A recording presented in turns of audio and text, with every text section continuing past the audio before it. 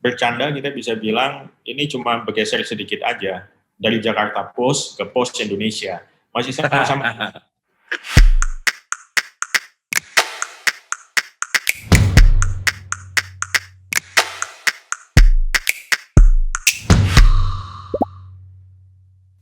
Halo teman-teman, ketemu lagi dengan saya Kepala Suku Mojo, dan sore hari ini seperti biasa kami tidak bisa keluar dari kantor, jadi mewawancarai tamu kami lewat aplikasi Zoom.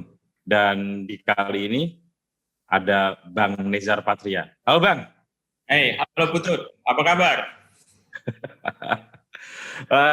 Baik Bang. Ngantor nih. Di kantor ini kita tetap work from office. Work from office karena termasuk sektor kritikal menurut aturan pemerintah. Sektor kritikal. Ya. Oke, teman-teman, Bang Nezar ini adalah orang yang orang yang dulu di zaman-zaman 98 itu banyak dikagumi orang lah. Salah satu aktivis yang kemudian kita tahu dia diculik gitu ya. Lalu kemudian setelah itu lama jadi wartawan dan mungkin 20 tahun lebih Bang jadi wartawan. 22 tahun lah ya. Ya, 22 tahun. Bukan cukup lama sekali menjadi wartawan di berbagai media besar. Kalau nggak salah DNR ya? Ya, D dan R. Sebutannya apa tuh? D dan R ya? D dan R, atau disebut juga DR, gitu aja. DR. Setelah dari DR di Tempo. Di Tempo 10 tahun ya. Setelah itu bikin Viva News ya. Bikin Viva News yang kemudian jadi viva.co.id selama di situ ya. Setelah itu terus kemudian sebelum itu kemana Bang? Jadi setelah dari Viva 6 tahun di Viva pindah ke CNN Indonesia. Oh ya, di CNN. Ya, itu setting awal CNN ya. Waktu itu baru ini ya dibeli ya, jadi CNN Indonesia ya. Tuh. Terus kemudian jadi terakhir karirnya jadi pemret di Jakarta Post. Tuh, selama 5 tahun. Lama-lama juga itu, dan media-media keren semua. Dan kemudian termutakhir banting haluan nih. Jadi nggak main-main ini, jadi direktur kelembagaan istilahnya ya. Direktur kelembagaan, betul. Direktur kelembagaan PT Pos Indonesia, salah satu lembaga negara yang strategis, makanya nggak bisa work from home karena dianggap sektor esensial ya. Sektor kritikal. Sektor kritikal. Ya. Bang Nezar ini kan dari Aceh. Betul. Memang dulu niat masuk fakultas filsafat atau gimana? Oh, niat. Jadi sebetulnya aku tuh udah keterima di Fakultas Pertanian Unsya dan sudah berkuliah 1 tahun. Fakultas Pertanian Unsya ya, keluar masuk lab segala macam. Tapi sejak SMA aku tuh suka baca sastra. Terus juga esai. Dan beberapa esai yang aku baca itu kebanyakan esai yang nyentuh filsafat gitu. Nah, terus aja ini kok argumennya kok cukup kuat gitu ya. Dan setelah baca itu rasanya wawasan kita terbuka gitu. Terus aku cari tahu filsafat ini apa sebetulnya, karena ngelihat waktu itu ada beberapa artikel ditulis oleh Budiarto Danujaya gitu ya. Budiarto Danujaya. Satu wartawan Kompas yang ternyata alumni Fakultas Filsafat UGM gitu kan. Nah, terus cari-cari tahu. Baru tahu itu kalau aku. Oh ya. Iya. Iya. Oh, aku pikir Driarkara, bukan ya? Bukan. Dia alumni Fakultas Filsafat UGM. Nah, terus beberapa artikel dia di Kompas itu sangat menginspirasi lah, terutama tulisan dia tentang kritik kebudayaan dan lain segala macam. Esai yang politik yang ditulis oleh sejumlah orang yang punya latar belakang pendidikan filsafat. Nah, lalu mulailah baca-baca artikel filsafat dan mencari tahu apa itu filsafat dan di mana harus belajar. Waktu itu ketemunya dua, di UI sama di UGM gitu. Tapi UI itu cuma jurusan, di UGM itu fakultas, ya kan?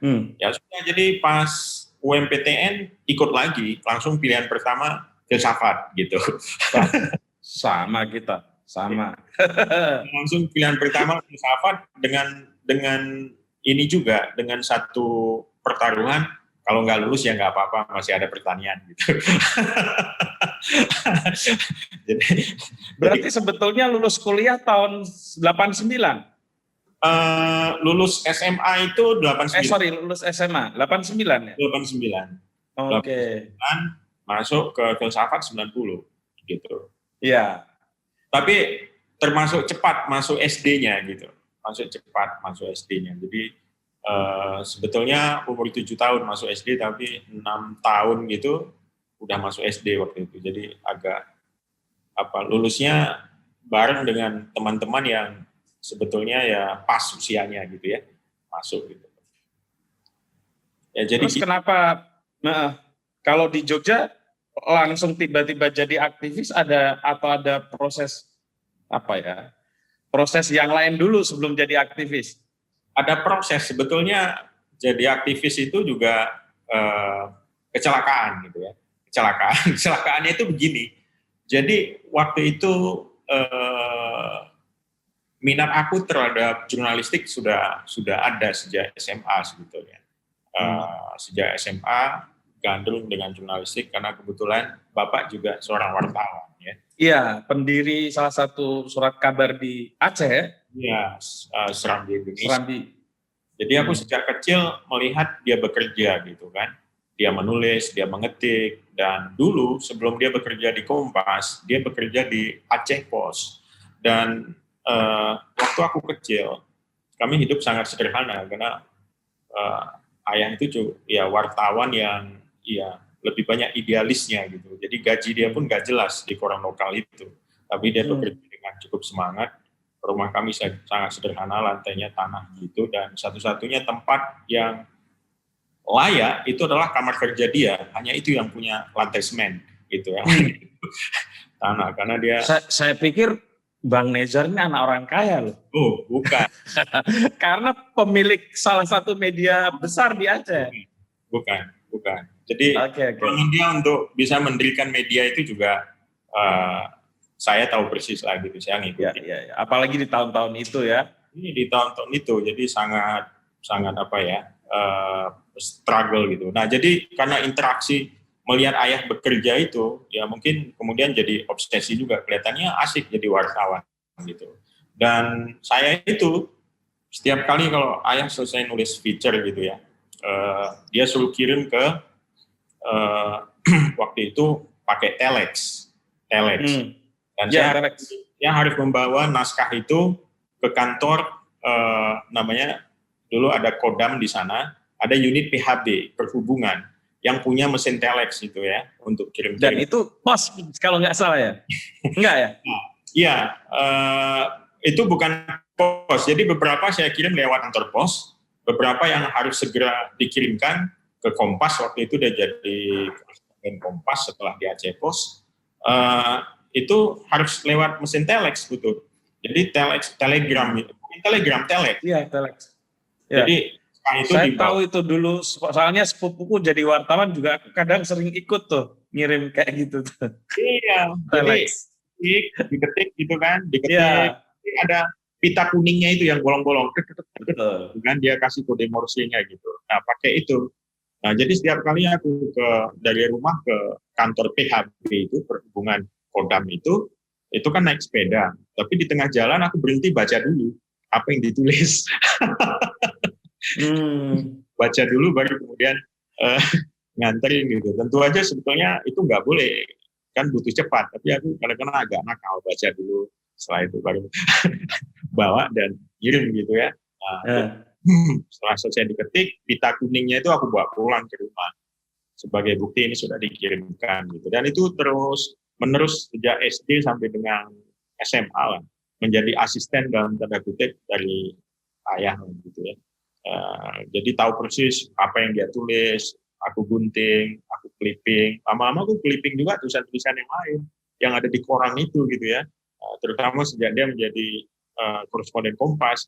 Jadi itu aku sampai hafal tuh semua penulis yang ada di Kompas itu.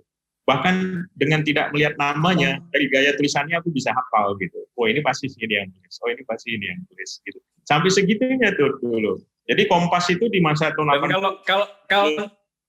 Kalau nggak salah SMA sempat juara lomba menulis juga kan, Bang? Oh, nah ini jadi kemudian pas di SMA aku ikut majalah dinding lah ya, nulis. Terus suatu kali di kantin sekolah ada harian suara karya gitu, ada pengumuman lomba mengarang tingkat SMA nasional gitu. Wah ini coba ikut deh kayaknya lumayan juga lihat hadiahnya itu. Terima hadiah di Jakarta, dapat beasiswa, dapat buku, nginap di Hotel Indonesia gitu kan. Hidup aku belum pernah lihat Jakarta kan.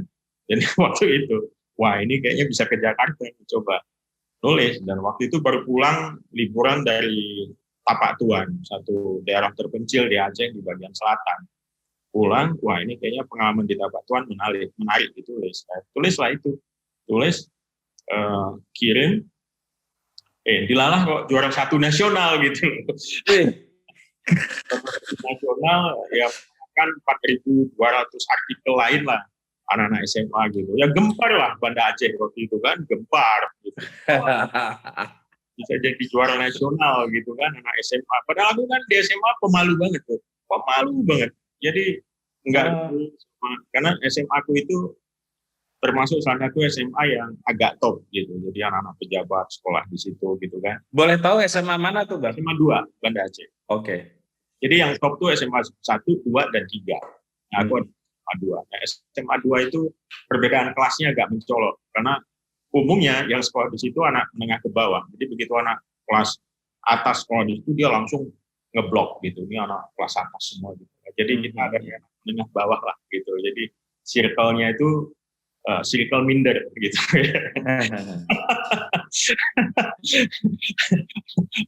Ya jadi dengan tiba-tiba jadi juara menulis itu, tiba-tiba muncul kepercayaan diri gitu loh. Wah, ternyata bisa juga gitu loh. Itulah tuh. Ya, jadi sebelum jadi aktivis jurnalis ya. Betul. Jadi dari situlah setelah di kuliah ya, setelah di filsafat mulai tertarik dengan pers mahasiswa. Nah, iya, aktivis Persma dulu berarti. Betul. Jadi dari pers mahasiswa mulai tahun pertama sudah aktif ya di pers mahasiswa. Nah di pers mahasiswa ini ternyata punya jejak sejarah dengan gerakan mahasiswa gitu. Gerakan mahasiswa. Persma Bang Nezar ini Persma fakultas atau universitas? Fakultas. Pijar filsafat ya. Pijar ya. Pijar filsafat UGM. Dan yang di kampus itu kan ada 2 jenis ya, majalah fakultas dengan majalah universitas. Ya. Universitas itu namanya Balairu. Dan dia diterbitkan oleh penerbit pers UGM. Nah, itu anggota di BPM itu Badan Penerbit Pers Mahasiswa UGM karena isinya adalah para aktivis pers mahasiswa di fakultas. Jadi berhimpun di situ lalu menerbitkan yang namanya Balairu. Nah, tapi sehari-hari kita aktif di media fakultas masing-masing. Aktifnya di Pijar. Lalu antar pers mahasiswa ini pergaulannya lumayan luas ya. Ada blok Bonbin namanya. Blok Bonbin itu di situ ada anak filsafat, hukum, sastra, fisipol gitu. Itu situ sering berinteraksi lah ya. Berinteraksi dan mulai membaca sejarah gerakan mahasiswa, macam peran pers mahasiswa sebagai pers alternatif. Waktu itu kan dibuat kediktaturan Orde Baru, kita tahu media-media itu kan nggak begitu bebas. Nah, saya mengalami satu bisa dibilang political shock gitu ya. Sesuatu yang sejak saya SMA saya nggak saya merasakan tapi saya nggak ngeh bagaimana menjelaskannya. Eh, tetapi ketika masuk kuliah, saya mendapat beberapa penjelasan tentang mengapa tentara begitu brutal, misalnya ya. Mengapa pembangunan itu meminggirkan orang-orang kecil. Itu ada penjelasan-penjelasan lewat diskusi. Dan kemudian mengapa mahasiswa berdemonstrasi dan lain sebagainya macamnya, pertanyaan itu muncul lewat diskusi ya. Dan mulailah kita berbicara tentang yang lebih luas. Tadinya ya cuma diskusi-diskusi yang enteng gitu, lama-lama jadi serius, dan lalu mulai ikut dalam demonstrasi-demonstrasi yang ada di kampus gitu ya. Dulu ada yang namanya Komite Pembelaan Mahasiswa KPM UGM. Selalu berdemonstrasi di Boulevard itu untuk isu-isu yang cukup panas lah pada waktu itu. Misalnya apa tuh Bang? Waktu itu apa salah satu isu yang salah satunya misalnya penggusuran yang ada di Gedung Ombo.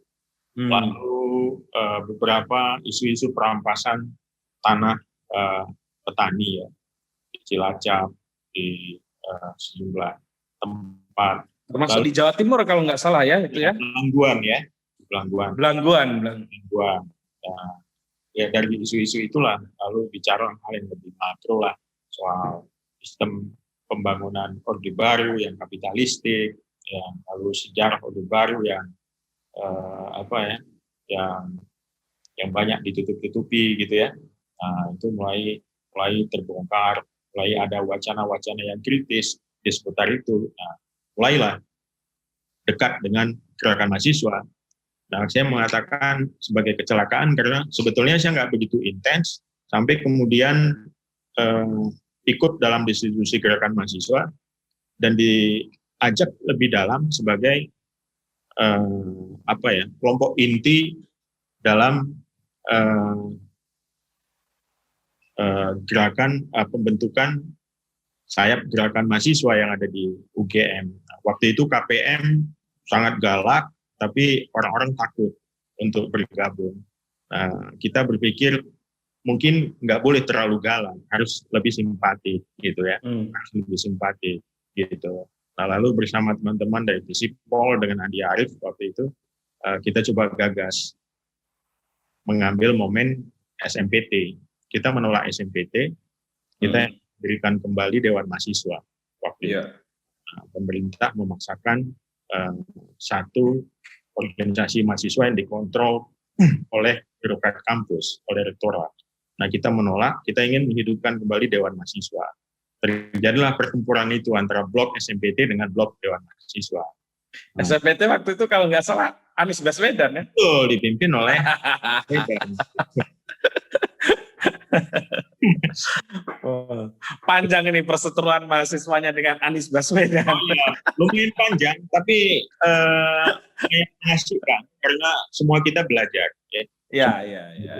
Itu, nah, inilah uniknya UGM ketika sama-sama kita punya kekuatan massa pendukung lah istilahnya ya, antara blok SMPT dengan blok Dewan Mahasiswa. Suatu kali pas kedatangan Menteri Wardiman ke UGM, nah, momen itu kita gunakan untuk aksi besar. Lalu kami mendirikan yang namanya Komite Penegak Hak Politik Mahasiswa, atau yang disebut juga Tegak 5. Ya. Dan Tegak itu 5. Populer karena kita bawa isu kampus yang lebih dekat dengan mahasiswa gitu. Kita ingin ada kemerdekaan yang lebih di kampus. Nah, itu setiap aksi kita itu ramai sekali yang datang, itu termasuk salah satu menurut saya komite aksi mahasiswa yang paling sukses di Jogja dan Jawa Tengah, kalau bisa dibilang begitu, karena sangat solid. Setiap kali aksi itu bisa mengumpulkan di atas 1.000 orang ya yang ikut aksi. Oh, zaman itu udah luar biasa tuh. Zaman itu luar biasa. Nah, waktu Wardiman datang, Menteri Wardiman datang, kita bisa bawa masa kurang lebih 4.000-an. Waktu itu ramai sekali. UGM untuk memprotes soal Dewan Mahasiswa itu. Nah, itu kita bertemu dengan massa yang dikumpulkan oleh pendukung SMPT, di mana gitu. Jadi terjadi satu pertemuan yang face to face gitu, dua kelompok dengan adu toa yang mungkin jaraknya cuma toa itu, toa sana cuma sedengkal gini. Wah, teriak-teriak gini. Tapi enggak sekali. Itu yang hebatnya di UGM. Nggak ada sentuhan fisik. Nggak ada satupun yang sampai bakuhan, pukulan. Itu nggak ada sama sekali. Kita berdebat di situ, lalu kemudian pisah. Kami mencegat Wardiman. Nah, ada foto yang legendaris tuh, Andi Arief sedang menunjuk, dia pegang toa, ada Wardiman di belakangnya. Itu foto itu saya kira cukup legendaris saya itu karena hampir semua orang-orang memuat gitu, termasuk orang nasional gitu, di mana mahasiswa UGM menuntut Dewan Mahasiswa gitu ya. Nah, udah sejak itu makin intens dan merasa bahwa isu kampus ini terlalu elit karena sesungguhnya demokrasi Indonesia menuntut lebih dari sekedar kebebasan akademis di kampus gitu. Dan kita melihat pentingnya untuk memasuki sektor yang nggak disentuh mahasiswa ya, atau abai selama ini, dan mereka adalah pemilik suara yang paling sah lah untuk Republik ini ya, rakyat yang dipinggirkan itu gitu ya, petani, buruh. Lalu kami coba masuk mengorganisir sambil membangun satu sayap gerakan mahasiswa yang lebih besar. Mulai ada hubungan antar kota, ya sesungguhnya juga melanjutkan apa yang sudah dilakukan oleh para senior-senior ya sebelumnya gitu. Gerakan mahasiswa 80-an kan kita punya catatannya sendiri. Ya. Mereka sempat pause di 89-90 agak pause, lalu bergeliat lagi ketika masa kami ini masuk gitu 90 gitu, 91 itu ada gelombang naik lagi. Nah, disitulah ada momentum itu mulai terlibat lebih aktif gitu, sampai dengan konsolidasi mendirikan yang namanya Solidaritas Mahasiswa Indonesia untuk Demokrasi itu di tahun 93. Di mana kemudian Bang Nezar jadi sekjennya ya, dan Andi Arief jadi ketuanya ya? Betul, dia jadi ketua, saya menjadi sekjen, dan sejak itu saya meninggalkan bangku kuliah di 94 lah ya, 94. Tapi saya udah selesai teori semua betul. Saya teori KKN juga sudah, gitu. Tinggal buat skripsi aja. Saya nggak begitu rajin kuliah, contoh yang buruk sebetulnya, ya nggak begitu rajin. Tapi saya selalu membaca literaturnya. Dan saya selalu ikut ujian. Cuma kalau absen saya pasti bolong. Tapi entah kenapa akhirnya nasib juga mempertemukan di lembaga yang sekarang ya. Andi Arief itu pernah jadi komisaris PT Pos ya. Andi Arief pernah jadi komisaris PT Pos, dan saya sekarang ditunjuk jadi direktur kelembagaan PT Pos. Jadi teman-teman, Andi Arief lewat politik mungkin ya. Pada waktu itu dia kan menjadi staf khususnya Pak SBY ya. Iya, dia masuk gitu. Kalau saya ya lebih ke jalur profesional lah gitu ya, jalur profesional. Dan mungkin juga secara bercanda kita bisa bilang ini cuma bergeser sedikit aja dari Jakarta Post ke Pos Indonesia. Masih sama-sama. Jadi dulu di UGM, terutama di Sospol dan Filsafat tuh sepasang ketua dan sekjen ini sangat terkenal. Kalau Andi Arief punya masa fanatik di Sospol, Bang Nizar punya masa fanatik di Filsafat. Itu sampai kemudian diculik, Bang ya, posisi ketua dan sekjen ini ya. Betul. Posisi ketua dan sekjen yang abadi gitu, karena setelah itu tidak ada kongres lagi buat Smith setelah Soeharto memasukkan kita ke dalam daftar hitam organisasi ya, di blacklist itu, otomatis kita nggak bisa melakukan kegiatan secara terbuka. Beberapa kawan lalu kemudian mendirikan beberapa organ-organ lain gitu ya, lain gitu yang sejalan dengan visi Smith. Tapi ya saya dan Andi tetap saja tercatat sebagai ketua dan sekjen Smith. sampai akhir zaman mungkin. Karena nggak ada lagi Kongres Smith setelah itu. Apa yang dirasakan waktu itu, Bang, di apa ya, jadi daftar hitam Orde Baru ya, yang saat itu sangat kuat ya. Ya, Dan kayaknya kalau di saat-saat itu rasa-rasanya orang kalau sudah masuk daftar hitam Orde Baru, kayaknya udah nggak punya masa depan aja gitu. ya, persis. Saya kira apa yang kami lakukan itu adalah kristalisasi dari pikiran dan perasaan generasi muda masa itu gitu ya, yang sudah muak dengan kediktatoran gitu. Kami mungkin juru bicara yang juru bicara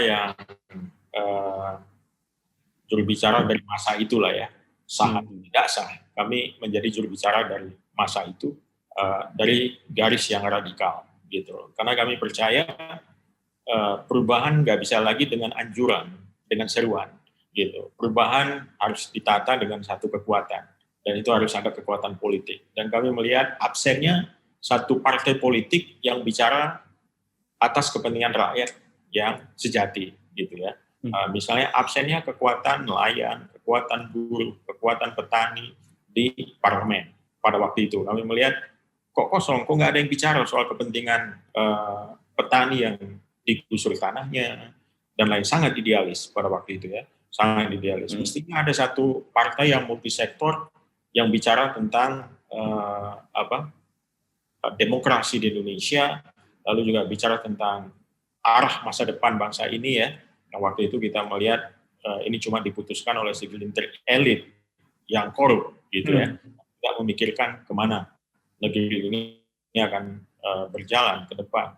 Jadi itu keresahan yang merata di anak-anak muda pada masa itu, dan semuanya merasa begini, dengan kuatnya KKN pada waktu itu ya, korupsi, kolusi dan nepotisme itu, kalau kita pun pinter, lulus dari yang namanya universitas, mencari kerja itu nggak gampang. Kalau nggak punya koneksi, kalau nggak nepotis itu susah, gitu. Banyak anak-anak yang brilian akhirnya nggak mendapat tempat, gitu ya, karena korup, karena sistem yang korup. Jadi semua merasa bahwa setelah selesai kuliah, kita mau kemana? Sebetulnya begitu. Ada juga kerisauan itu. Nah, jadi sebetulnya di tengah kediktatoran yang makin brutal dan makin gak jelas pada masa itu, perjuangan untuk mendobraknya ataupun menggulingkannya adalah perjuangan masa depan generasi ini sendiri, gitu loh.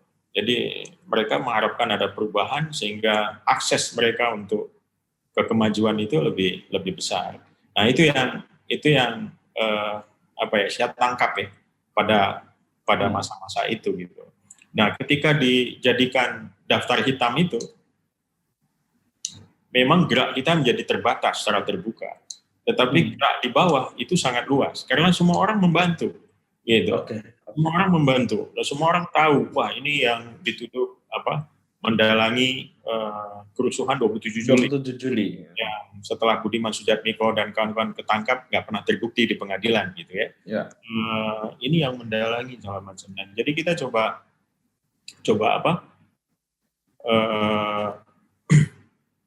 menangkap apa yang dipikirkan dan dirasakan oleh rakyat pada masa itu ya, di bawah kediktatoran gitu. Jadi bergerak di bawah, ternyata temannya banyak sekali gitu loh, banyak sekali, dan semua mendukung. Nah, itu salah satu ilmu politik mengatakan itu salah satu ciri-ciri krisis dari kediktatoran gitu ya, di mana kekuasaan yang diambilnya itu sudah tidak mendapatkan lagi persetujuan dari rakyat, nggak ada lagi konsen gitu ya, nggak ada lagi konsen gitu loh. Jadi hegemoni yang coba dibuat oleh Orde Baru gagal di ujung-ujung 90-an itu. Jadi kalau kita bicara 98 letupan reformasi itu, sesungguhnya itu bukan kejadian yang overnight, yang satu malam aja, tapi memang ada satu proses panjang dari satu generasi 90-an ini gitu. Dari ditangkapnya Budiman Sujatmiko dan kawan-kawan ya, yang waktu itu pengurus legal Partai Rakyat Demokratik, dengan Bang Nezar dan kawan-kawan diculik, itu waktunya berapa lama tuh? 2 tahun lah ya. Jadi 2 tahun. Itu artinya Bang Nezar, Andi Arief dan kawan-kawan kan bergerak dalam tanah ya. Dan ya tanda kutip 2 tahun. 2 tahun bergerak di bawah tanah ya 2 tahun. Karena kami masuk dalam daftar hitam. Saya tidak bisa ke kampus ya. Saya tidak bisa ke kampus. Sekali aku lihat Abang di kampus tahun Ya, 95 ya, tapi masih belum kuda tuli kan. Kuda tuli kan 96. iya, iya. Itu. Jadi pas 96 saya sudah menghilang itu, pindah-pindah di Pulau Jawa ya. Dari Surabaya sampai dengan Cilegon sana itu udah saya pindah-pindah terus putar gitu, berkunjung dari satu tempat ke tempat lain sambil terus membangun jaringan. Dan saya lulusnya 97 tuh, percaya atau enggak gitu ya. Itu keajaiban. Kenapa? Itu saya kaget. Saya berterima kasih sekali pada UGM, terutama Pak Ikhlasul Amal, rektornya pada waktu itu. Jadi ketegangan antara UGM dengan rezim Soeharto itu kencang sekali pada waktu itu. Pak Ikhlasul di posisi yang kritis. Dulu ada juga Pak Amin Rais kan di situ, soal suksesi segala macam dan mendesak gitu. Nah, ada Pak Afan Ghaffar Al-Mahrum ya. Pak Ghaffar, ya. Kita di UGM banyak juru bicara intelektual yang kritis lah gitu ya, mengkritik kekuasaan. Cornelis Lae, ya. Almarhum gitu ya. Almarhum. Jadi di 96 setelah dikejar-kejar, setelah 1 tahun hidup dengan cara bawah tanah lagi itu, tiba-tiba saya dapat pesan dari pembimbing akademi saya di filsafat gitu. Nah, dia bilang, karena saya kan sudah proposal skripsi, tapi belum menulis gitu kan, belum ujian. Oke. Nah, terus dia bilang, tolong segera, ada pesan dari universitas, ini tolong segera diselesaikan skripsinya gitu. Terus dia tahu saya lagi dicari-cari, terus saya bilang, oke, saya selesaikan, nanti ujiannya gimana? Sudah, ujiannya tertutup saja, kata dosen-dosen filsafat. Oh iya. Kaget itu, dan ternyata mereka sangat di backup oleh Pak Ikhlasul Amal, yang tahu kalau beberapa anak-anak UGM yang dicari-cari dan masuk daftar hitam ini belum lulus, jadi mereka ingin segera meluluskan lah. Mungkin juga salah satunya supaya nggak ada beban bahwa ini mahasiswa gitu ya kan. Salah satunya mungkin ya. Tapi juga dalam kerangka lain mereka ingin protect juga gitu, supaya nggak sampai putus sekolah atau apa gitu. Jadi saya ujian dan tertutup gitu, skripsinya udah selesai gitu, dalam waktu 2 bulan saya selesaikan. Ya memang draftnya sudah lama selesai, jadi tinggal edit kecil aja. 2 bulan saya kemudian ujian tertutup, gak ada yang tahu gitu, masuk ke fakultas, diuji oleh 4 orang dosen, udah selesai. Nah lalu ya wisuda gitu. Dan lagi-lagi tema skripsinya mirip dengan tema skripsinya Andi Arief ya, Gramsci, sama-sama Gramsci ya. Oh iya betul, kami sama-sama menulis Andi Arief. Betul kan? Betul, jadi ceritanya begini, Gramsci pada waktu itu salah satu tokoh yang paling banyak dikutip, karena dia bicara soal hegemoni, ya. Dan apa yang dipikirkan itu kok ya dengan kondisi Indonesia lah, di mana orang nggak berani melawan yang namanya Orde Baru karena merasa bahwa Orde Baru adalah orde terbaik. Seperti itulah. Jadi ada situasi yang hegemonik gitu, yang hegemonik. Nah, Gramsci punya satu teori politik tentang hal itu, dan di tahun 93-94 kami rajin sekali mendiskusikan tentang Gramsci ini. Nah, tapi nggak ada literatur yang mumpuni yang kira-kira bisa menjelaskan apa sih sebetulnya yang dipikirkan oleh Gramsci ini gitu. Waktu itu belum banyak tuh. Waktu itu belum banyak orang buku nggak gampang yang diakses ya kan. Gampang diakses, apalagi yang teori yang agak kritis gitu ya, bukan agak kritis, teori kritis itu wah susah nyarinya. Nah waktu itu kita punya kelompok studi ya di Visipol ada, dan itu rutin tiap Rabu biasa kita ada diskusi segala macam. Di tahun 93-94 saya sudah mengumpulkan banyak literatur soal Gramsci. Nah, Andi Arief juga tertarik dengan Gramsci. Jadi di Smith sendiri kita sering mendiskusikan ini dan menerjemahkan beberapa tulisan-tulisan Gramsci ini gitu loh. Nah, Andi Arief lebih dulu membuat skripsi itu. Saya proposalnya sama-sama kami submit. Dia mengambil angle lebih kepada teori politik. Kalau saya tentang filsafat negaranya seperti apa gitu yang dipikirkan oleh Gramsci. Ya beberapa hal kami cross, ada yang sama gitu ya. Cuma refleksi filosofisnya lebih banyak di saya gitu. Nah udah, jadi akhirnya skripsi itu Andi Arief lebih dulu selesai, dia agak Oh, curang. Andi Arief juga selesai 97 ya? Enggak, dia 95 udah selesai. Dia agak curang itu. Dia bilang dia belum selesai, tiba-tiba dia ujian skripsi di tahun 95 gitu. Itu sebelum 96, dia ada sebelum 96 udah selesai. Nah, saya 97 baru kelar gitu. Nah, akhirnya skripsi kami itu diedit, digabung dua oleh Eko Eko Prasetyo. Prasetyo ya. Eko Prasetyo diterbitkan. Pertama sekali terbit di tahun 99 itu belum ada buku yang kritis gitulah, buku yang mengambil jalur kiri gitu ya. Dan itu kayaknya Eko membuat itu sebagai pilot project lah. Kira-kira gimana, digebukin nggak di tahun 99? Ternyata nggak laris gitu. Yeah. Sejak itu buku ini muncul lah banyak macam-macam gitu kan.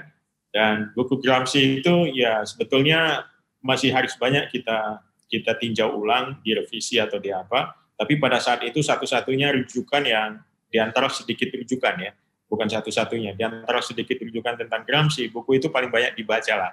Boleh bisa dibilang begitu ya. Saya nggak tahu berapa kali dicetak gitu. Saya baca pertama kali literatur tentang Gramsci juga dari buku itu. Iya, gitu. Jadi saya lihat di sosial agensi masih terus ada sampai 2-3 tahun terakhir. Ya saya senang juga sih. Ya buku itu kalau saya lihat dikutip udah ratusan kali lah di banyak artikel ilmiah. Ya. Walaupun saya sendiri sedang mengedit ulang dan membuat satu kata pengantar baru gitu ya. Setelah 30 tahun lah kita melihat. Oh gitu? Ya. Buku itu ya? Buku itu? Buku itu gitu. Jadi mungkin diterbitkan ulang lah. Bang, soal Bang Nezar dan kawan-kawan yang diculik itu sudah terlalu banyak orang yang ngomong dan banyak tulisan ya, jadi saya skip aja. Kemudian pasca penculikan itu, kenapa Bang Nezar memilih menjadi wartawan misalnya, tidak ikut teman-teman seperti misalnya ya, yang saya ingat betul tuh Andi Arief. Andi Arief kan kemudian tetap berpolitik. Budiman Sujatmiko tetap berpolitik. Faisal Reza yang ada di PKB itu kan salah satu pentolan Semit juga, dan diculik juga gitu ya. Juga jadi politikus yang ternama lah sekarang ini gitu. Kenapa Bang Nezar dalam tanda kutip keluar atau meninggalkan dunia politik dan kemudian jadi wartawan? Ya, sebetulnya saya melihat begitu kediktatoran sudah berakhir, lalu ada rezim transisi ya, masa Habibie segala macam, saya melihat dia ada multi partai sistem ya, waktu itu muncul, dan PRT juga udah bisa legal segala macam. Saya waktu itu merenung gitu loh, ini kalau semua masuk politik, kira-kira siapa yang jadi masyarakat sipilnya lah, kurang lebih gitu ya. Ini kawan-kawan kan mesti ada yang kontrol juga, gitulah kurang lebih gitu lah. Kalau gitu saya memilih menempuh jurnalistik karena ini juga seperti membalas hobi lama yang terpotong gitu ya, ataupun interest yang sudah lama saya miliki untuk bekerja di media dan menjadi wartawan tapi terpotong karena episode gerakan mahasiswa itu ya, episode melawan kediktatoran dan lain. Jadi saya kira saya ingin mengisi reformasi itu dari sudut kebebasan berekspresi. Itu. Sorry, aku potong Bang. Kenapa pilihannya tidak menjadi aktivis LSM misalnya ya? Kan waktu itu LSM juga lagi marak ya. Yeah. Kenapa pilihannya di jurnalistik gitu? Saya begini, tanpa mengecilkan LSM ya, tanpa mengecilkan kawan-kawannya di LSM, menurut saya di tengah demokrasi yang terbuka, itu pilihannya adalah menjaga kebebasan berekspresi lewat pers yang bebas. Satu lagi adalah mendirikan partai politik yang profesional, gitu. NGO itu pada masa kediktatoran mungkin bisa jadi supporting system untuk pembangunan gerakan pro demokrasi. Tetapi ketika transisi dan pembangunan sistem politik yang demokratis, yang kita butuhkan lebih dari sekedar LSM, gitu. Jadi saya melihat mungkin kita harus go beyond NGO itu tanpa mengecilkan arti NGO ya masih. Tetapi kalau ingin memberikan pressure yang lebih besar terhadap kekuasaan, kita bisa menggunakan media yang bebas atau dengan partai politik yang kuat dan profesional. Jadi sebetulnya dua hal ini yang menurut saya di masa reformasi ya dua entitas inilah yang sekarang merumuskan dan mendefinisikan dinamika politik kita kan hari-hari ini. Kalau nggak media ya partai politik kan begitu. Waktu itu langsung masuk DR atau ada sebelumnya bergabung di media yang lain? Jadi saya mulai menjadi wartawan gitu ya. Sewaktu setelah pembebasan penculikan itu, setelah dibebaskan itu, saya bergabung ke satu tabloid kecil milik Kompas Gramedia ya, namanya Tabloid Bangkit gitu. Tabloid Bangkit. Itu saya nggak lama, 6 bulan di situ dengan nama yang alias gitu. Saya nggak pakai nama asli karena saya waktu itu masih di bawah proteksi polisi militer sebagai saksi korban penculikan.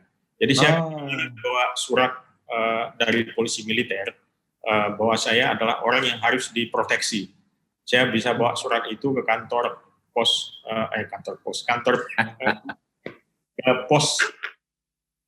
polisi militer, maksud saya pos polisi militer dimanapun PM gitu ya, tunjuk surat itu dan saya berhak dikawal gitu, berhak dikawal sebagai saksi korban karena kasusnya lagi di pengadilan ya pada waktu itu. Jadi karena status itu saya nggak bisa pakai nama yang asli untuk menjaga ini aja keamanan pada waktu itu. Jadi tidak direkomendasikan untuk ini. Jadi saya bekerja dengan nama alias di tabloid itu, di tabloid Bangkit itu.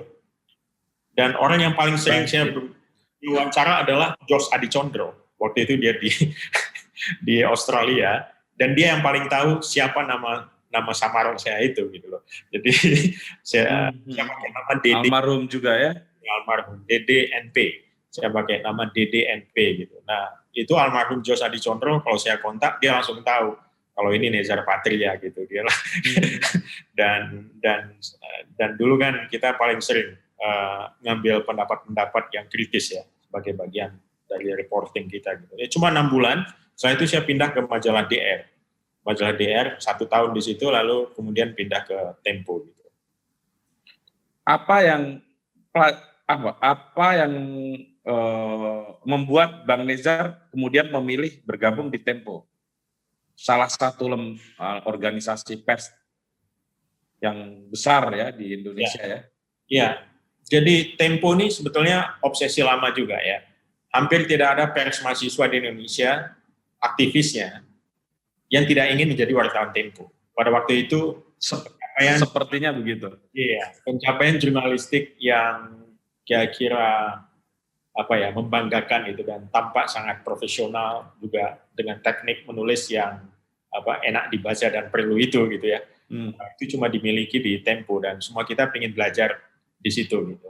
Setiap kali ada pelatihan jurnalistik pasti wartawan Tempo diundang dan kita tangan seorang tokoh besar dan kita menggali segalanya di situ. Nah, jadi ketika ada kesempatan sebetulnya begini, DR itu adalah majalah yang dipakai oleh ex kawan-kawan Tempo yang majalahnya di Bredel pada tahun 90. Iya, betul. Nah, lalu mereka nggak punya outlet untuk berekspresi kan. Jadi secara bawah tanah mereka menggarap yang namanya majalah DR ini. Kalau nggak salah di situ ada Bang Hasudungan Sirait ya? Betul, Bang Hasudungan Sirait. Dulu pemretnya kan setelah Pak Margiono itu ada Mas Bambang Bujono ya. Mas Bambang Bujono itu Mas Bambu ya? Iya, Mas Bambu. Nah, beliau itu adalah mantan redaktur pelaksana Tempo ketika di Bredel gitu. Ya. Nah, dari beliau juga saya dapat rekomendasi untuk masuk ke majalah Tempo gitu. Setelah majalah DR tutup gitu. Jadi apa yang Bang Nezar dapatkan di Tempo selama kurang lebih 10 tahun ya? 10 tahun ya, 10 tahun ya, 9 tahun 9 bulan lah kurang lebih gitu ya. Iya. Banyak sekali. Saya merasa DR melatih saya sebagai seorang reporter yang bagaimana menjadi reporter yang baik. Tempo mendidik saya bagaimana menjadi penulis gitu. nulis, ya, menjadi seorang writer, sekaligus juga seorang reporter gitu. Dan saya belajar investigasi di Tempo juga, investigative reporting, dan saya bekerja di desk itu cukup lama, 3 tahun lebih saya investigative reporting, dan salah satu karya jurnalistik saya itu memenangkan Tolerant Prize di Manila ya, tahun 2004 Yang apa, Bang? ya. Yang soal apa? Oh, yang soal kerusuhan Mei. Menginvestigasi ulang kerusuhan Mei. Itu terbit tahun 2003 dan rangka 5 tahun reformasi itu. Jadi kita rekonstruksi lagi apa yang terjadi di bulan Mei 98 itu. Ya, saya merasa bahwa Tempo mengajarkan banyak hal ya, banyak hal. Dan di situ juga mungkin juga perubahan cara pandang saya gitu ya sebagai jurnalis gitu kan. Maksudnya begini, saya kan lama di gerakan mahasiswa. Ya. Hampir 10 tahun juga bisa dibilang gitu ya. Ya 8 tahun lah ya, 8 tahun kurang. Dan itu mendidik cara pandangnya, yang hitam putih ya, hitam putih. Jadi cuma ada benar atau salah di situlah, nggak ada daerah abu-abunya, gitu. Nah ketika jadi wartawan, spektrum warna itu ternyata nggak cuma 2 gitu ya. Jadi ya, di antara hitam putih itu ada warna-warna lain gitu ya. Dan kalau di aktivis itu gini kan ada giumnya, kalau kamu tidak menjadi bagian dari menyelesaikan masalah, berarti kamu bagian dari masalah itu sendiri. Iya, kalau kamu nggak bersama kita, kamu menentang kita kan begitu. Kurang lebih begitulah dikotominya gitu. Nah, tapi ketika di media, saya harus belajar untuk melihat persoalan dari banyak sudut, lalu juga dari banyak sisi, termasuk sisi yang kita nggak suka, gitu ya. Mendengarkan narasumber yang tidak kita suka, yang pendapatnya mungkin bertentangan dengan hati nurani kita, begitu ya. Persis, dan kita harus memperlakukannya secara profesional, gitu. Betul. Nah itu yang saya pelajari dan saya mungkin shifting ya, mengubah mindset itu lumayan tough prosesnya gitu. Karena kalau kita hitam putih di dalam jurnalistik itu akan kelihatan kalau kita one sided, satu sisi gitu dalam melihat. Saya melatih objektivitas, melatih bagaimana berhubungan narasumber, baik orang yang kita suka maupun kita tidak suka secara pandangan personal views gitu ya. Orang kan punya personal views masing-masing gitu. Tapi di dalam ketika jadi wartawan itu kita harus pinggirkan dulu gitu. Kita harus pinggirkan dulu, kita mendekati objek yang kita wawancara atau kita laporkan itu ya sebagaimana adanya gitu ya. Itu yang kita laporkan, walaupun kita juga sebagai writers tentu kita punya views juga, tapi itu kita masukkan ke dalam opini gitu. Kita nggak campurkan dalam pelaporan fakta yang ada. Nah itu saya belajar untuk disiplin itu, dan ya itu juga kemudian membentuk saya pribadi sebagai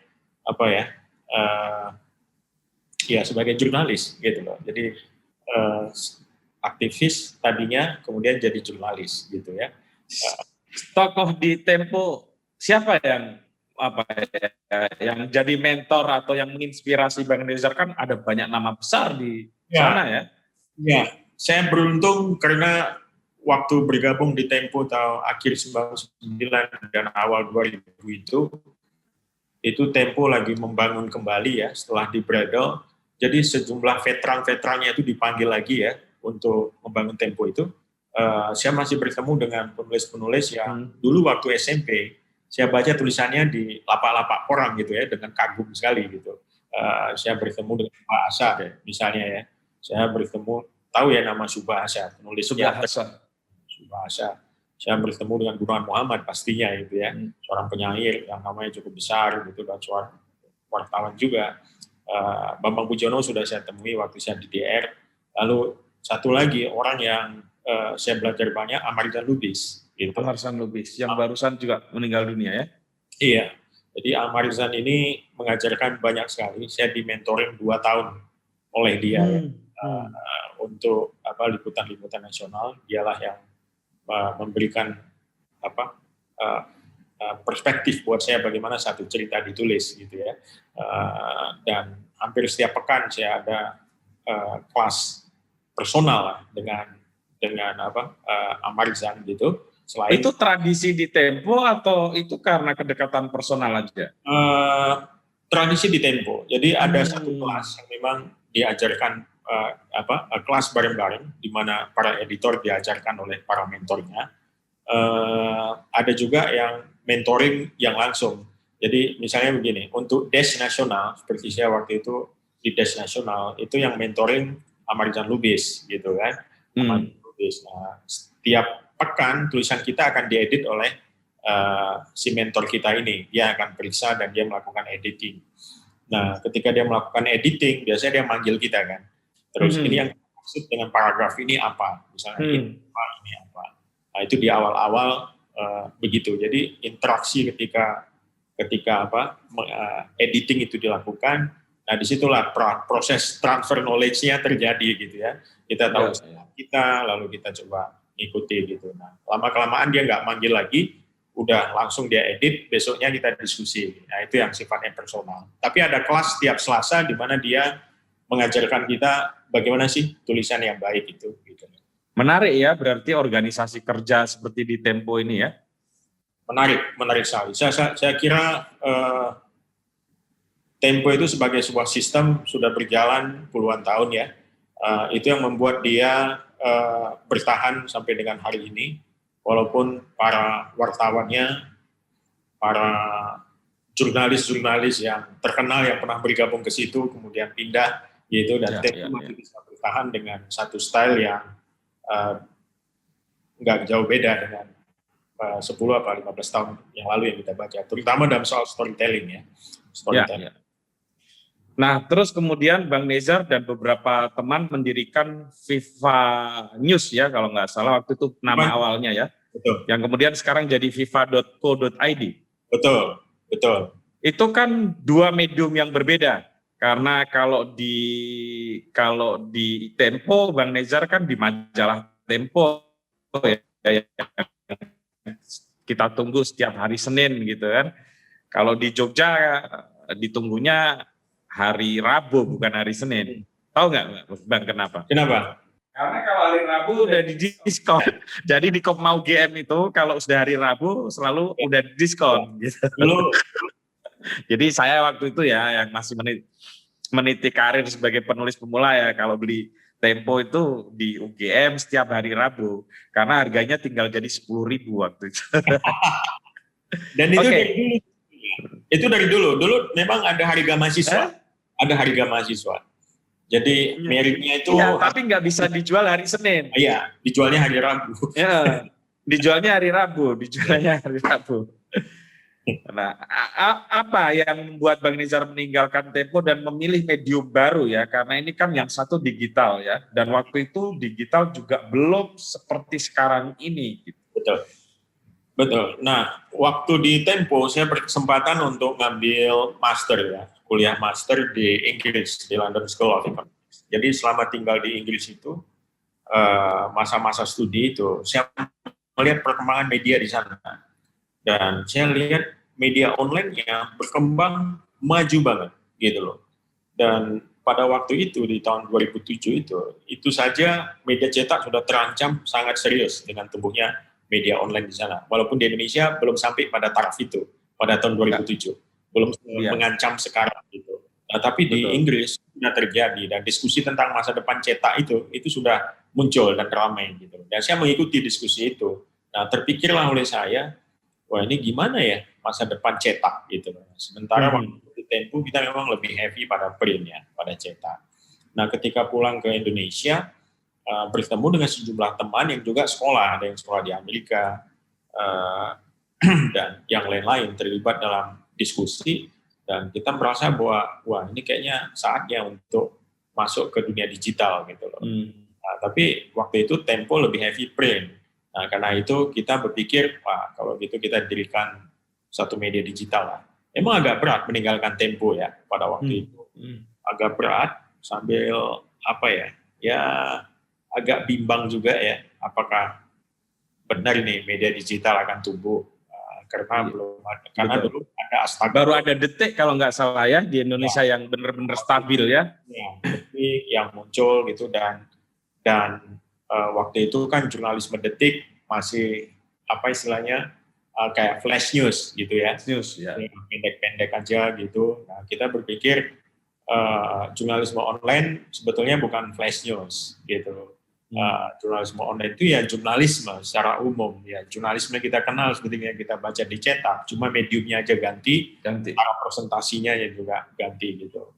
Nah, pada waktu itu apa yang dibawa Detik kayak satu dogma bahwa inilah jurnalisme online gitu. Ingin kecepatan yang memburu kecepatan. Kami ingin mematahkan dogma itu pada waktu, cita-citanya kan gitu nih, menantang giant ini, ya kan, menantang giant ini kan, Detik kan giant. Ini gimana caranya? Lalu kita buat formulasi karena semua kita punya background bekerja di majalah, jurnalisme ala Tempo itu begitu kuat. Oh kalau gitu ini harus digabungkan antara kecepatan sama kedalaman. Kecepatan dan kedalaman. Nah, formulanya gimana? Nah, kita nggak bisa mengajikan satu berita yang hanya satu sumber aja. Jadi formula kita waktu itu, berita kita harus sedikitnya 2 sumber, dilengkapi dengan background dan riset, gitu. Sehingga dia bisa mengisi kebutuhan informasi yang lebih detail dan lebih dalam di online. Gitu. Pada waktu itu nggak ada yang menyajikan seperti itu, karena dogmanya adalah kecepatan, adu cepat, gitu. Nah, jadi kita pikir enggak juga, karena sebagian orang ternyata mencari yang lebih detail. Gitu. Habis baca Detik, orang loncat lagi ke tempat lain untuk mencari tahu gitu. Nah, lalu kita perhitungkan, nggak apa-apa kita telat 10 menit gitu, tetapi kita lebih lengkap gitu. Kita lebih lengkap gitu. Toh percuma adu cepat dengan mereka yang memang sudah raja cepat seperti itu. Tapi kita kasih kita bidik satu segmen di mana pembaca nanti akan mencari yang lebih lengkap. Boleh aja sana lebih cepat, tetapi nanti yang lebih lengkap akan lari ke kita. Prediksi kita betul, dalam waktu 1,5 tahun kita jadi top 3 media online di Indonesia. Kompas. Yang nomor 2 apa, Bang? Kompas. Jadi Kompas ya. Kompas dan Viva. Ganti-gantian aja itu. Kecuali Detik akan tetap nomor 1, Kompas dan Viva ini ganti-gantian aja tempatnya gitu. Nah itu kita cukup gembira karena formula kita terbukti benar gitu, karena diminati orang dengan traffic yang lumayan tinggi. Nah itulah berlangsung sampai kemudian kita mengubah nama Viva News jadi viva.co.id karena kita menganggap tidak cukup hanya news, tapi ini portal harus kita kembangkan untuk informasi yang lain, misalnya live, lifestyle gitu, sport, yang itu nggak masuk dalam news. Jadi kita coba expand dan jadilah viva.co.id itu. Mulai masuk multimedia lebih serius. Lalu kita juga kembangkan satu liputan-liputan mingguan yang dalam reportase yang kayak gaya Tempo gitu, tapi dalam bentuk online. Kalau nggak salah teropong ya namanya. Sorot. Teropong bukan? Sorot namanya. Sorot ya? Oh ya. Sorot. Ya. Dan itu cukup diminati karena kita juga memakai infografik, kita pakai multimedia ya. Ada videonya dan segala macam gitu loh. Dan kebetulan di grup Viva ini kan grupnya Visi Media Asia, di mana TV One ada di situ, Antv ada di situ ya, miliknya Bakri Group. Nah, jadi resources yang dimiliki untuk multimedia itu lebih mudah buat kita. Kita bisa akses misalnya video-video dari TV One dan Antv pada waktu itu kan, yang kemudian dengan kolaborasi kita bisa kemas ulang sesuai dengan medium kita di website. Kalau di CNN kemudian pindah ke CNN Indonesia kan, apa tantangannya? Di CNN sebetulnya tantangannya tidak sebesar di Viva, karena Viva ini kan kita mulai dengan selembar kertas putih kosong gitu ya, dari nothing jadi ada gitu. Tapi kalau di CNN kita kerja di sebuah global brand yang punya standar sendiri, punya SOP sendiri, punya work of flow, punya segalanya, ya, punya sistem untuk kendali mutu dan lain sebagainya. Semuanya sudah selesai, ya, semua modulnya udah ada, tinggal jalanin, gitu, tinggal jalani. Nah, buat saya merasa beruntung karena saya sempat belajar gitu sampai bersama Yusuf Arifin waktu itu ya. Ya, Mas Dalipin ya. Iya, Mas Dalipin itu kami sempat ke Hong Kong di biro CNN di sana, di biro CNN Asia Pasifik yang ada di Hong Kong, dan kita belajar bagaimana konvergensi media baru. Jadi ada televisi dengan web waktu itu. Dan saya merasa beruntung saya mendapat pengalaman itu dan belajar banyak gitu, sehingga itu kita aplikasikan di CNN pada masa-masa awal ya, bersama juga Mas Budiono Darsono ya sebagai CEO-nya waktu itu, yang kita tahu orang yang bertangan dingin yang membuat Detik sukses ya, luar biasa. Dan Detik di masa-masa akhir Mas Budiono berada di sana sudah berubah jauh dari konsep yang sejak awal. Detik menjadi menyediakan bukan cuma berita yang flash itu, mereka sudah improve cukup jauh, termasuk liputan-liputan yang panjang, liputan yang mendalam. Itu kelihatannya karena demand-nya sudah begitu sehingga Detik kemudian mengubah. Dan saya sering bergurau lah sama Mas Budiono gitu kan, wah ini ikut-ikut FIFA. Dia bilang ya enggak, itu begitu FIFA buat, kami timpa dengan lain dan kami lebih menang ya pasti. Ya nggak mau melawan guru saya Mas Budiono. Dan yang mengejutkan kemudian Bang Nezar justru pindah di Jakarta Post, media yang mohon maaf kemudian lebih kecil kan Jakarta Post. Ya betul, sebetulnya begini, jadi Jakarta Post itu ingin melakukan satu transformasi ceritanya. Mereka sangat heavy di digital dan mereka heavy di print, dan mereka menginginkan ada transformasi ke digital. Dan waktu itu karena melihat saya bekerja di Tempo, saya itu ke FIFA lalu ke CNN, pemiliknya Pak Yusuf Wanandi ini berniat untuk mentransformasikan Jakarta Post. Lalu saya diajak gitu. Nah, dia ajak saya untuk bergabung, dan Pak Yusuf Wanandi ini kan kita tahu ya, salah satu figur aktivis mahasiswa 66 lah ya. 66 ya. 66 ya. Ini kan dua bersaudara ya, Pak Yusuf dengan Pak Sofian ini ya, Lim Dian Kun ya, dua tokoh yang cukup terkenal yang namanya tercatat dalam sejarah gitu. Dan dia juga tahu latar belakang saya juga aktivis mahasiswa. Jadi waktu bertemu itu dia membawa topik perbincangan itu coba menyentuh sentimen nasionalisme lah, gitu ya. Dia biasa, saya kira saya belajar banyak juga dengan Pak Yusuf ya. Dia luar biasa. Jadi dia bilang ke saya, kamu kan bekerja di global brand, katanya gitu, CNN. Seluruh dunia tahu CNN, gitu. Apa yang bisa kamu buat? Apa yang bisa kamu improve lagi di CNN yang sudah sebesar itu? Cuma menjadi sekrup kecil saja di situ, katanya gitu. Tapi Jakarta Post ini adalah satu media nasional, kata dia gitu kan. Ini media yang media nasional yang berbahasa Inggris, dan dia menjadi jendela bangsa kita di dunia gitu. Jadi apapun yang kamu tulis di sini itu adalah suara Indonesia, kata gitu kan. Suara Indonesia gitu. Nah, kamu pilih yang mana? You kan aktivis. Kalau you punya kecintaan sama merah putih, saya tahu apa yang akan kamu pilih. Nanti kontak saya seminggu lagi.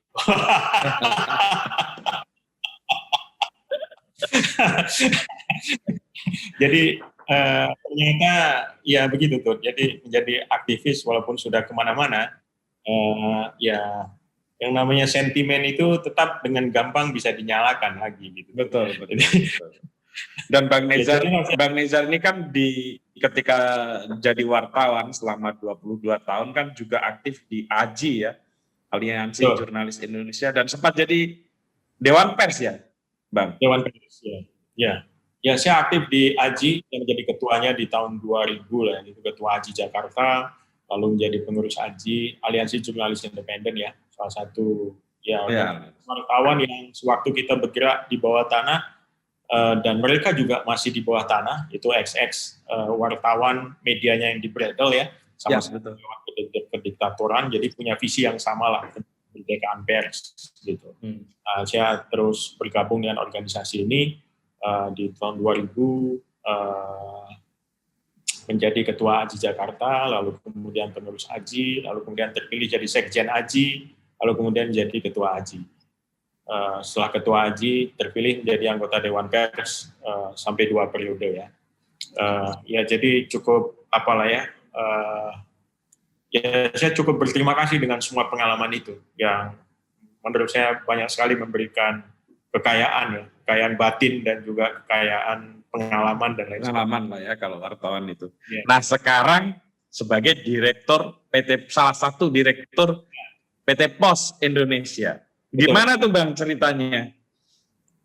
Oh iya, jadi saya merasa bahwa perjalanan saya, journey saya di dunia jurnalisme itu sudah saya lakoni ya, hampir semua sudutnya gitu. Ya. Semua sudutnya. Dan waktu kemarin itu sampai hari ini, saya kira industri media itu mengalami disrupsi luar biasa ya. Benar. Dengan yang namanya digital ekonomi yang tumbuh sekarang ini. Dan disrupsi yang terjadi mengakibatkan semua media tradisional harus migrasi ke digital, tetapi di digital perangnya belum selesai. Gitu. Betul. Ya, karena yang berkuasa ternyata yang memiliki platform. Dan yang platform ini yang mendeliver konten. Ya. Nah, di platform inilah traffic ditentukan. Gitu. Dan saya melihat ada gerak yang lebih besar ketimbang industri media di sini, gitu loh. Yang namanya traffic itu tadi. Source of traffic ini sangat menentukan sukses atau tidaknya digital ekonomi yang dibangun. Nah, jadi saya ingin karena saya selama menjadi pemimpin redaksi ya, wakil pemimpin redaksi dan juga redaktur pelaksana sejak di FIFA, sesungguhnya pekerjaan saya itu bukan hanya jurnalistik dalam artian editing laporan saja, tapi juga memikirkan jurnalisme sebagai sebuah organisasi kerja. Betul. Sebuah entitas bisnis gitu ya. Jadi di situ saya harus berpikir tentang sales-nya, saya harus berpikir tentang strategi marketingnya dan lain sebagainya. Dan memikirkan itu membuat saya bersentuhan dengan makro ya, situasi makro industri yang besar, begitu banyak data yang masuk segala macam, dan kemudian saya berpikir, wah ini kelihatannya saya harus belajar lebih banyak tentang digital ekonomi yang lagi bergerak ini, gitu. Digital ekonomi yang lagi bergerak ini. Nah, saya pikir saya ingin terjun dulu ke satu industri yang kira-kira berada dalam ekosistem ini, ya, ekosistem yang besar ini di digital ekonomi, dan ingin tahu bagaimana dinamikanya. Karena transformasi yang saya lakukan di Jakarta Post, misalnya dari cetak ke digital, teoretik itu sudah berlangsung, de facto itu sudah berjalan, sistemnya sudah berjalan, tetapi ada tantangan lain, dan ini tantangan seluruh media, bukan cuma Jakarta Post gitu. Jadi bagaimana kita bisa making money ya dengan platform digital itu. Nah, pertanyaan itu saya ingin menjawab dengan masuk ke dalam lanskap bisnis yang lebih besar gitu. Nah itu sebabnya saya memilih, mungkin saya harus masuk ke dalam satu korporasi yang besar yang bergerak dalam lingkup ini. Dan yang masuk, saya memilih ke POS gitu. Saya mengirim lamaran ke BUMN. Saya ikut yang namanya tesnya, ya. Saya ikut asesmen tes selama 2 hari dan dilakukan oleh pihak ketiga untuk bisa masuk ke dalam talent pool-nya BUMN. Nanti terus mereka yang lakukan penilaian gitu. Itu sudah berlangsung 4-5 bulan sebelum mereka memutuskan saya bisa bergabung gitu ya. Dan saya memilih POS. Saya memilih POS. Gitu.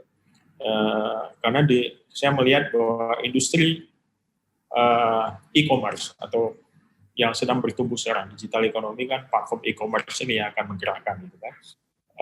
Itu ditopang oleh 4 hal gitu. Yang pertama adalah traffic ya, traffic.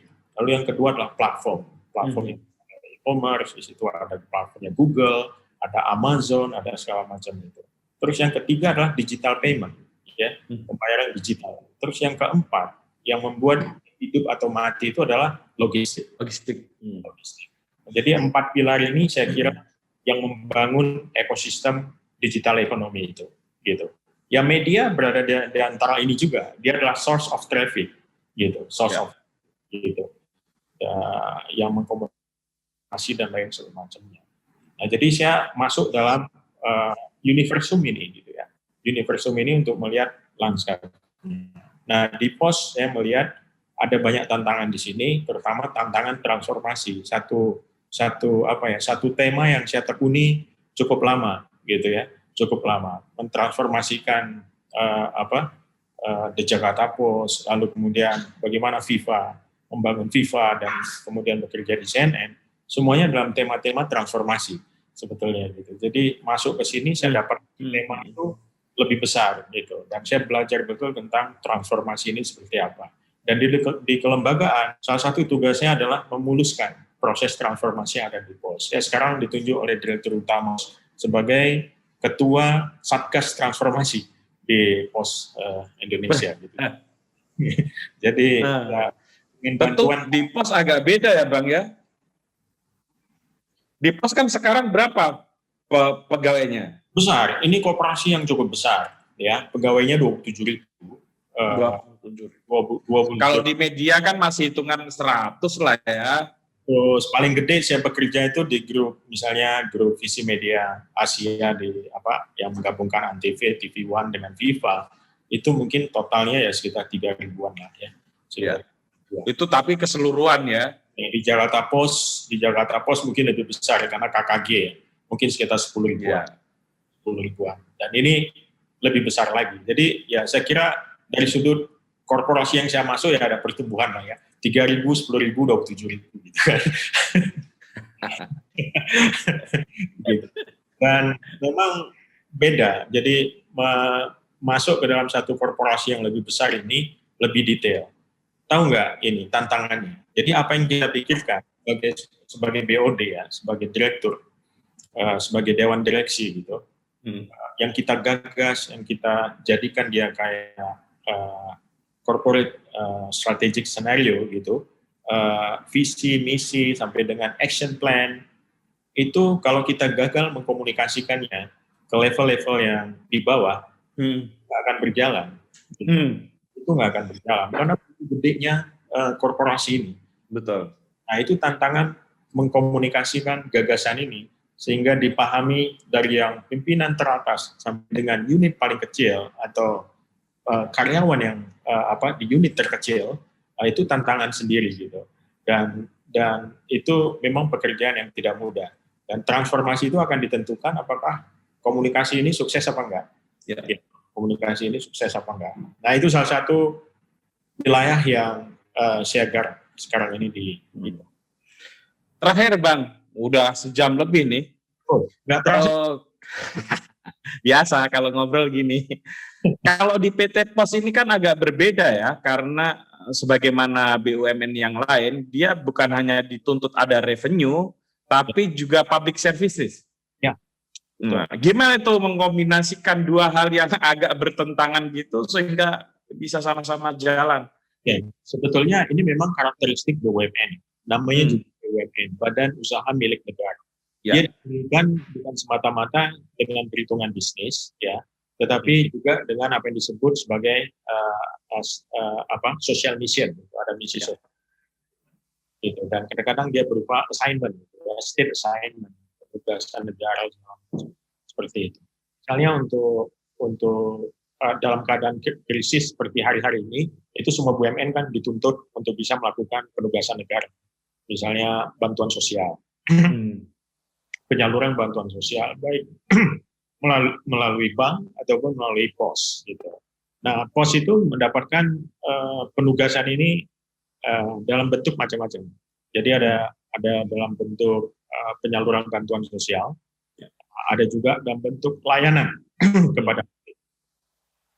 kepada publik untuk daerah-daerah yang terluar, terjauh dan terpinggirkan, gitu ya. Daerah 3T. Nah, itu kita mendapatkan penugasan itu dengan mendirikan kantor-kantor pos di daerah terkecil untuk menjamin akses rakyat kepada barang-barang kiriman, baik dari dalam maupun dari luar negeri sampai ke depan pintu mereka. Nah, itu yang kita lakukan di POS. Dan itu memang satu pertanyaan yang cukup bagus itu, Putut. Bagaimana mendamaikan social mission dengan komersial? Karena nggak mudah itu. Itu tidak mudah. Itu tidak mudah. Karena sejumlah social mission kadang-kadang itu juga menjadi beban secara komersial di POS. Tapi ya itulah, karena kita adalah bagian dari state gitu ya, negara sebagai BUMN, ya kita jalankan itu. Tetapi juga kita dituntut menjadi salah satu sumber pemasukan bagi negara. Ya, ini juga penting. Kenapa BUMN dibangun itu kan juga dalam rangka memperkuat pemasukan buat negara lewat dividen yang didapatkan. Gitu. Nah, karena itu kita harus bisa memenangkan pertempuran di pasar. Di pasar ini di era dan pasarnya ketat banget nih sekarang. Pasar logistik kan ketat banget, ya. Betul. Apalagi kan kita tahu sekarang zamannya liberalisasi. Jadi peran-peran state itu kan mulai dibatasi gitu loh. Ya, state nggak boleh terlalu campur banget ke dalam yang namanya market, dalam pasar. Biarkan pasar bergerak berdasarkan hukumnya. Jadi tidak ada campur tangan negara yang begitu. Ini akibatnya BUMN harus bertarung seprofesional mungkin untuk memenangkan market share, gitu. Harus memenangkan market share. Ya, sementara di sisi yang lain dituntut untuk tetap public service. Ya, public service ya itu tetap ada. Nah, makanya di dalam BUMN itu bagian yang namanya public service obligation, PSO segala macam itu ada unitnya sendiri yang menangani itu. Nah, di POS itu masuk dalam direktorat saya gitu, di direktorat lembagaan.